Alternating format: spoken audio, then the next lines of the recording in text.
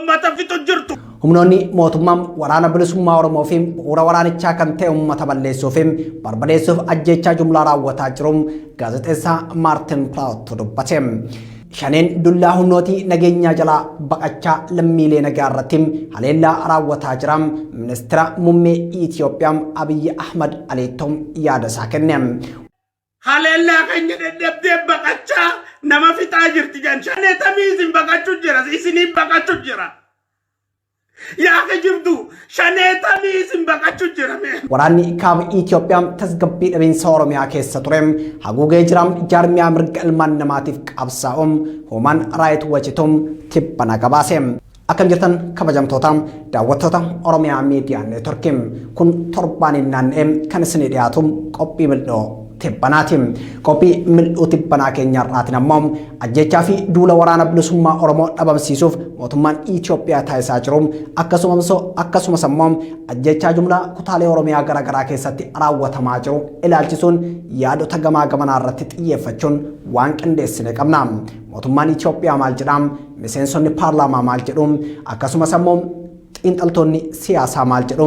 Namoonni biroo maal jedhu? Waraanni bilisummaa Oromoo gama isaatiin maal jedha? Yaadota kana hunda cuunfinee qopheeffannee jirra. Ansiraa Isabaati gama ogummaa kaameraatiin ammoo Abdii Jamaal nafaana jira. Kun mil'oo tibbanaati.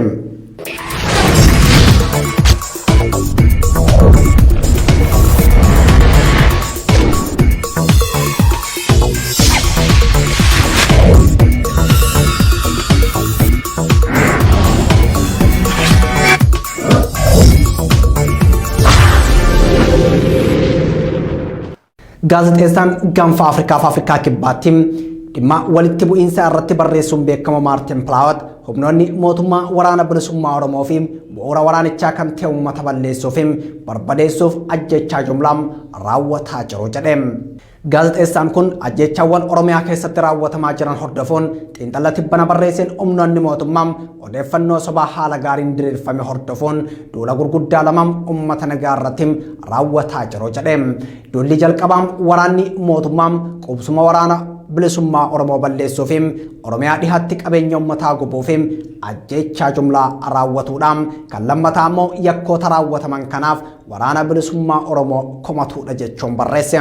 Tooftaan Oromiyaa keessatti ajjechaawwan garaagaraa raawwatuuf waraana bilisummaa Oromootti quba qabu kun ajjechaan humnoota mootummaatiin Itoophiyaa dhiyaa naannoo Gaambeellaa keessatti Oromoota qulqulluu irratti raawwatee fi godina addaa saba Oromoo Walloo keessatti Oromoota nagaa irratti raawwate irraa xiyyeeffannoo hawaasa idil addunyaa naannessuuf akka ta'e barruu kana keessatti hirameetii jira.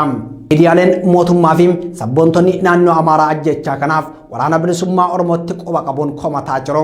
Ajjechaan Wallagga Lixaa Gimbii ganda Tooletti raawwatame kan humnoonni mootummaa qabsaa'ota waraana bilisummaa Oromoo of fakkeessuun raawwatanidha jedha barruun gaazexeessaa Maartin Plaawotiin barreeffame.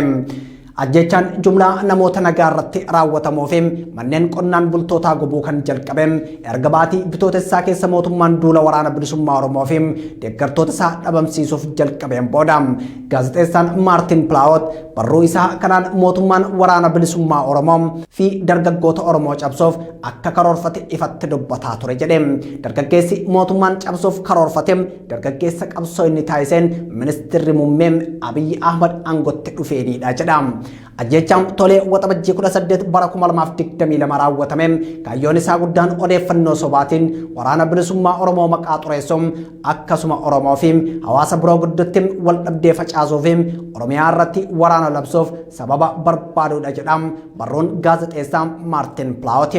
Ajjechaan Wallagga Lixaa Gullisotti 3 bara 2020 raawwatames humnoonni mootummaa akka raawwatan kan eeru barruun gaazexeessaa Maartin Plaawot yeroo sanis waraanni bilisummaa Oromoo qaamni walabaa qorannoo akka taasisuun waamicha dhiyeessee ture. Siyaasaaf jecha hawaasa nagaa ajjeesanii qaama biraatti quba qabuun tooftaa bulchiinsa Abiyyi Ahmad ta'aa dhufeetii jira. Mootummaan Biltsiginnaa ajjechaan Oromiyaa keessatti raawwataman irra caalaa isaa maqaa Abaa'oo Shanee jedhuun Oromotti quba qabeetii jira. Haleellaa bombii addabaabayii masqalaam waxabajjii 16 bara 2019 ajjecha artistii Haacaaluu Hundeessaa waxabajjii 29 bara 2020 ajjecha Wallagga Lixaa Gullisoom 3 bara 2020 ajjecha Aanaa Baabboo Gaambeel bitootessa bara 2021 ajjecha Abbootii Gadaa Karrayyuum muddee 1 bara 2021 ajjecha Wallagga Lixaa Tooleefi qeellam Wallaggaa Aanaa Hawaa Galaan ganda Gabaaroobii fi Machaaraa jedhamutti raawwatamee waraana bilisummaa Oromootti raawwate jedheetii jira. Garuu waraanni bilisummaa Oromoo ajjechaawwan kana hundaaf qaamni walabaa kanneen akka Komishinii Mirga Namoomaa dhaabbata mootummoota gamtoomanii seenee haa qoratu jechuun waamicha taasisus mootummaan gaba isaatiin waamicha kana hin awwaanne. Ajjecha jumlaa tibbana qeellam Wallaggam Aanaa Hawaa Galaan ganda Gabaaroobii fi Machaaraa jedhamu keessatti raawwatame ministeerri muummee Abiyyi Ahmad odoolessa 4 bara 2022 garee shanee dullaa qaamolee nageenyaa jalaa baqatee Wallagga dhiyaatti miidhaa geessaa baqachaa jira jechuun fuula miidiyaa hawaasaa irratti barreesseetii ture. Ministeerri muummee Abiyyi Ahmad haleellaa kana raawwate jechuun kan himatan waraana bilisummaa Oromooti. Komishiniin Mirga Namoomaa Itoophiyaas Aanaa Hawaa Galaan ollaa 2021 jedhaman keessatti namoonni nagaa lakkoofsaan adda hin baafamne haleellaa shaneetiin ajjeefamuu hime.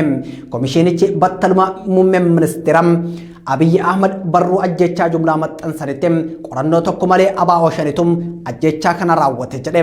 Battalatti himannaa kanaaf deebii kan kenne dubbii himaan idil addunyaa waraana bilisummaa Oromoo Odaa Tarbee bakka ajjechaan kun itti raawwatame kan ture raayyaa ittisa biyyaa akka ta'ee fi wayita milishoonni mootummaa uummata jumlaan ajjeesan tarkaanfii homaa hin fudhanne jedhe. Waxabajjii 30 bara 2022 haala nageenyaa fi tasgabbii biyyattii irratti ibsa kan kennan ministeerri kominikeeshinii federaalaa Dr. Laggasaa Tulloo aanaalee godinaalee Oromiyaa kanneen akka Qeellam Wallaggaa fi Horroo Guduruu Wallaggaa keessatti argaman tarkaanfii qindaawaa humnootii nageenyaatiin guutumatti to'annoo mootummaa jala galanii jiru jedhe.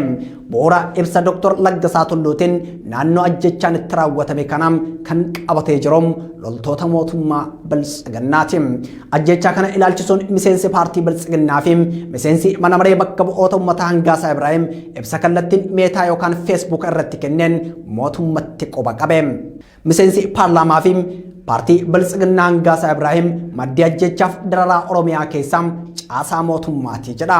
Haleellaan tibbana Oromiyaa lixaatti namoota nagaa dhalattoota Amaaraa irratti raawwatame jedhamus waraana bilisummaa Oromootiin osoo hin taane humna waboo fakkaatu kan mootummaan naannoo Oromiyaa Shimallis Abdiisaan durfamuun hidhachiisee bobbaasee raawwatame jedhe. Akkanuma kijibanii jechuudha. Shanee baqattuutu uummata fixa. No, shanee jarri kun jaareetu uummata fixu jira. Shanee maa jaalle maarootii miti ka uummata fixu jirtu. የአማራን ህዝብ እየጨፈጨፈ ያለው በዘሩና በማንነቱ የኦሮሚያ ክልል ፕሬዝዳንትና የክልሉ የብልጽግና ቢሮ ኃላፊ አመራሮች ናቸው እንጂ ሸኔዎች አይደሉም። በእነሱ የተቀናበሩ ሸኔዎች ናቸው ግድያውን እየፈጸሙ ያሉት። ነገ ቢሞት ጸጸት እንዳይኖርብኝ እችን ልናገር። የስ እውነቱ ይሄ ነው። ሁለት አይነት ሸኔ ነው ያለው። እውነተኛው ሸኔና ሳቦታጅ ሸኔ ነው ያለው። ሳቦታጁ ሸኔ የሚመራው በኦሮሚያው ክልል አመራር ነው። የኦሮሚያ ክልል አመራርና የኦሮሚያ ክልል ብልጽግና ቢሮ ከነ አመራራቸው ከነ ካቢኔያቸው ካልተፈረካከሱ በቀር በጭራሽ ሞት ግድያ በኦሮሚያ ሊቆም አይችልም። Yaadam ministeerri muummeen adoolessa 4 bara 2022 waraana bilisummaa Oromoo lola humnoota mootummaa dhiyeessutum haloo uummata nagaa irratti bahee jedheem fuula marsaa hawaasaa irratti barreesses Hangaasaa Ibraahim soba adiidha jechuun ibseetii jira. Humni waraana bilisummaa Oromoo marroo dirribaan hoogganamuun lammiilee nagaa hin fixneem waraana mootummaa jalaas dhiyeessaa hin jiruum kan waraana marroon hoogganu dhiyeessaa jiruum waraana mootummaatis jedheem. Haleella keenya deddeebdee baqachaa nama fixaa jirti jan shanee tamiisin baqachuu jira isinii baqachuu jira. Yaa ka jirtu shanee tamiisin baqachuu jira biyya tana waliin jirra dubbii quba qabna aan miseensa paarlaamaati haqaan quba qaba shanee isin baqattu garreemoo tam garreeme isinii shanee baqachuu jira moo shanee isin baqachuu jira dhuguma walitti yaa himnu. qondaalotam gaagama oromiyaatiif sababa ta'aniifim hoogganaa jiran kan saaxile miseensa biltsiginnaafim paarlaamaa Itoophiyaa Hangaasaa Ibraahim gareem dhiiga qulqullootaa dhangalaasuufim kumaatamaan manneen hidhaa keessatti gidirsu kan hoogganan pirezidaantii mootummaa naannoo Oromiyaa Shimallis Abdiisaa komishinii poolisii Oromiyaa Araarsaa Mardaasaa fi itti gaafatamaa waajjira paartii biltsiginnaa Oromiyaa Fiqaaduu Tasammaatii jechuun dubbateetii jira. Mootummaan naannichaa Oromiyaa keessatti fudhatamaa uummataa dhabee jira. Qondaalonni kunneen miiliyoonaan malee abbaa dhimmaa dubbisaa hin jiranii. Weerarri lafaa Oromiyaa gama baham aanaalee akka Gursum Cinaaksaniif Baabilees xiyyeeffannaa dhabee jira jedha. Qeetam qabda Cinaaksan si harkaa fudhamte onni siisuumti harkaa fudhamte Gursum Bombaas si harka jirtu Baabilee Cinaan si harka jirtu lafti kee si harka jirtu maalaati? Onni keessa harkan jiru, godinni keessa harkan jiru, ummanni keessa harkan jiru, maali jiruun kee? Warri kun hanga hin gaafatamanitti Oromiyaa keessatti dhumaatiin lammiilee nagaam akka hin dhaabbannes ibseetii jira. Miseensi paarlaamaa Itoophiyaa kuni ministeer deetaan ministeera nagaa fi miseensi caffee Oromiyaa obbo Taayyee Danda'am lammiilee nagaa kan dhumaa jiran warra bolola aangoof jedhanii diraamaa hojjetaniin gaafatamummaan mirkanaa'uu qaba.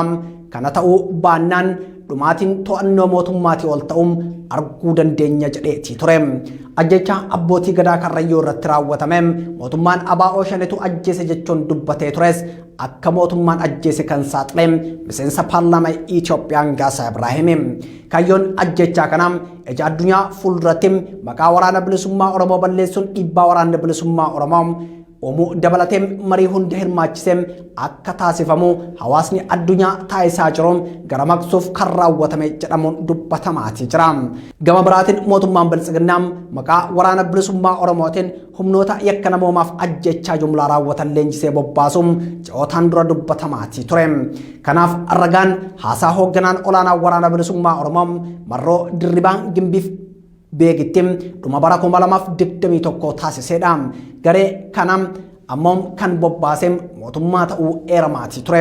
Kaayyoon garee kanam maqaa waraana bilisummaa Oromoo balleessuun akka uummanni waraana kana jibbu taasisuun hawaasa idil addunyaa biratti waraana bilisummaa Oromoo akka shororkeessaatti fudhachiisuun marii biyyaalessaa keessatti akka hin hirmaanne taasisuun waraana bilisummaa Oromoo fakkaataniin yakka akkam ajjecham saamicham gudeettim qeef qabeenya namaa irraa buqqisuu akkasumas saboota Oromiyaa keessa jiran irratti miidhaa dhaqqabsiisuuf kan bobbaafamedha jedhamuun himamaati ture.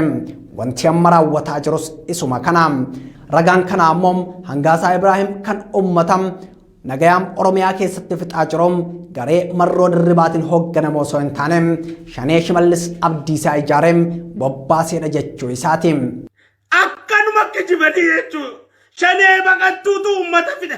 No, Shanee jarri kun jaareetu uummata fixu jira. Shanee jaalle maarootii miti ka uummata fixu jirtu. Waraanni bilisummaa Oromoo akkuma ajjechaawwan biroo ajjechaa qellem wallaggaanaa hawwaa galaan keessatti raawwatame qaama walabaan haa qoratamu jedheetii jira. Waraanichi ibsa baaseen ajjechaa raawwatameen gaddee cimaan kan itti dhagame ta'uu ibsuun dhimmoota xiyyeeffannoon ilaalamuu qabu jechuunis eereetii jira. Dhimmi inni jalqabaa Abiyyi Ahmadiif miidiyaaleen isaa amanamummaa hin qaban waan ta'eef gabaasobaa miidiyaaleen kun gabaasan irraa of qusachuu barbaachisa jedhe. Yakkoonni suukaneessoon uummata nagaa irratti raawwatamaa jiran faana waraana Abiyyi Ahmad hordofuun raawwatamaa jiraachuun waraanni bilisummaa Oromoo ibsa isaa keessatti caqasiiseetii jira.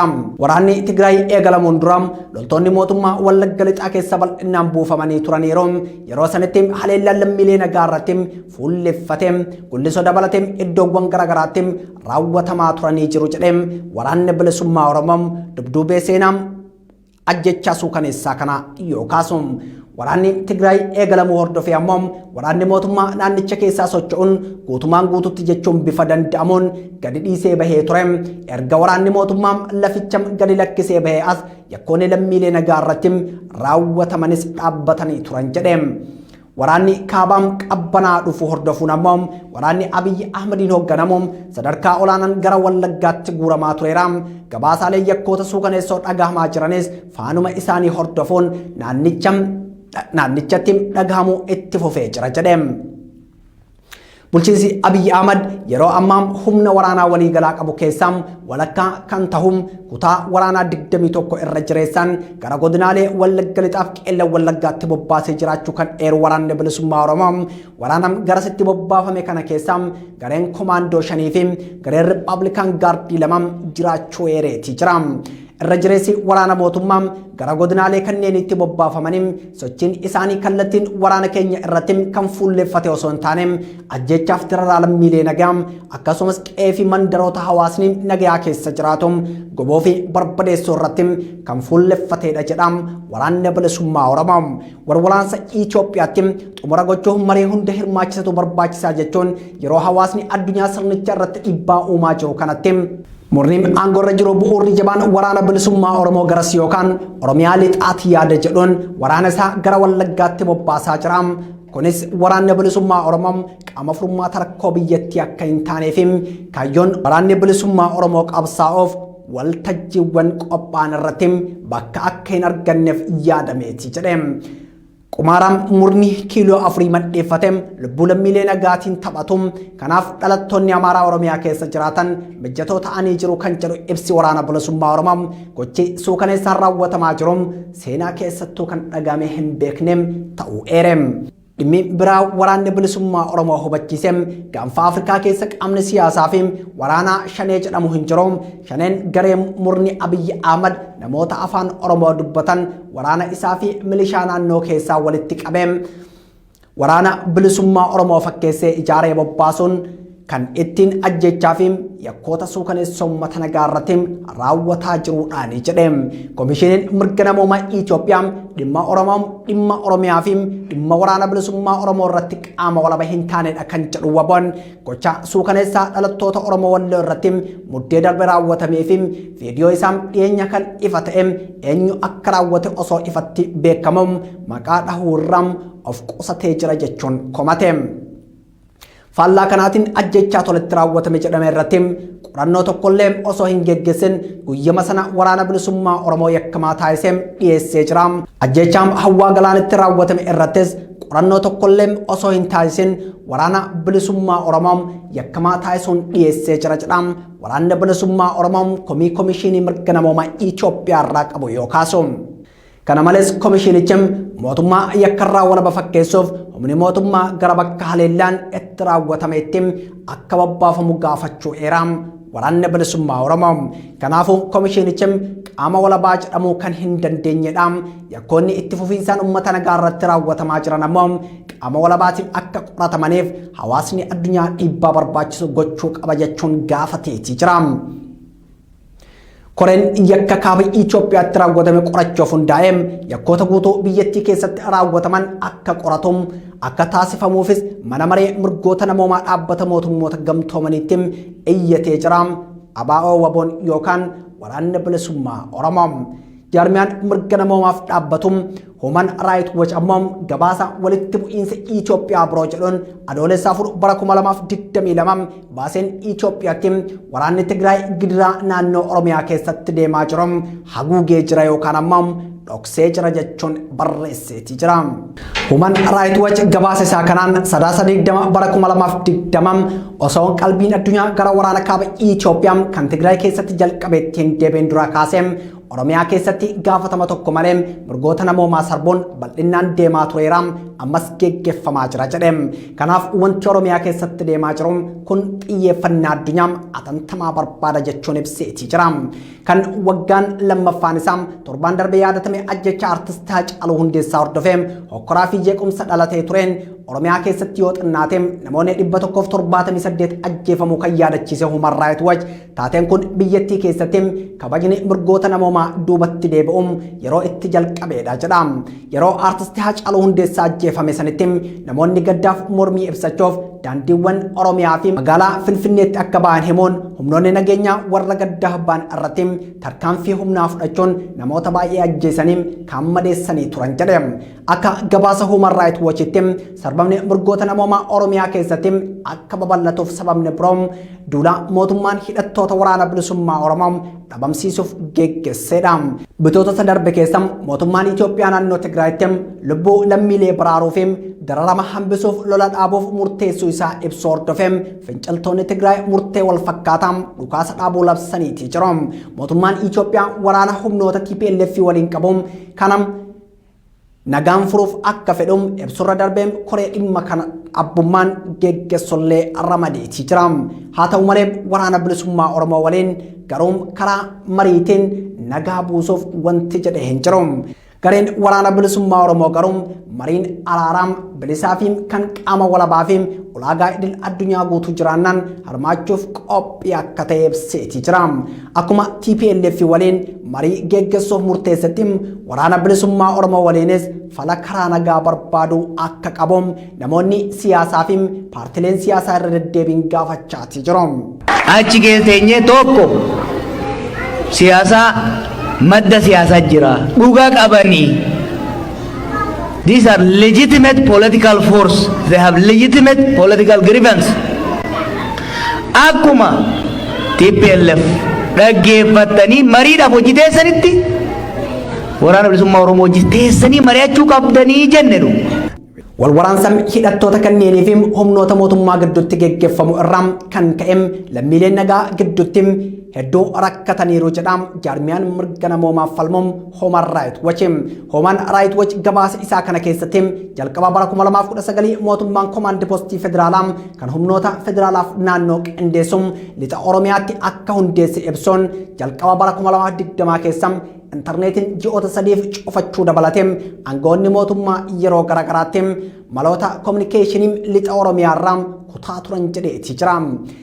Kun ammoo dhaabbileen gargaarsa miidiyaaleef gareewwan mirgoota namoomaaf falman akka naannoo sanitti waan deemaa jiru akka hin arganne taasisee jira jedha jaarmiyaan kun. Dhorkaawwan naannicha irra jiran akkuma jirutti ta'e gareewwan mirgoota namoomaaf falmaniif miidiyaaleen ajjecha humnoonni nageenyaa mootummaa murtoo seeraa tokko malee raawwatan gabaasuu danda'anii jiru. Humnoonni nageenyaa humna hidhate deeggartu jechuun dargaggoota irratti akka xiyyeeffatanis ibsee jira Human Rights Watch. Kanaaf ammoo ajjechaan dargaggoo umrii waggaa 17 Amaanu'el Wandimuu magaalaa Dambidolloo keessatti addabaabaayii irratti viidiyoon waraabamaa humnoonni mootummaa yeroo ajjeesan raawwatame fakkeenya jechuun ibsee jira Human Rights Watch. Dhaabbanni mootummoota gamtoomanii haala Oromiyaa lixaatti uumame gabaasuuf kominikeeshiniin addaan cituun danqaa ta'uu ibseetii jira. Dhaabbanni The Oromo Legacy Leadership and Advocacy Association yookaan ollaa jedhamuun ammoo sarbama mirgoota namoomaa Oromiyaa keessatti deemaa jiru. Dhaabbanni mootummoota gamtoomanii yookaan UN qorachuuf akka jiru beeksisuu isaa dinqisiifateetiira. Ollaan dhaabbata mootummoota gamtoomanii sadarkaa sarbama mirgoota namoomaa jiran qoratee baasuuf mootummaa caalaa garee mirgoota namoomaa walaba ta'an waliin hojjechuun barbaachisaadha jedheetii jira. Kana malees komishiniin dhaabbata mootummoota gamtoomanii kun himannaawwan sarbama mirgoota namoomaa Oromiyaa keessatti raawwatan hunda keessumaa immoo yakka Oromoota irratti raawwatame kan akka malutti hin gabaafamne jedhus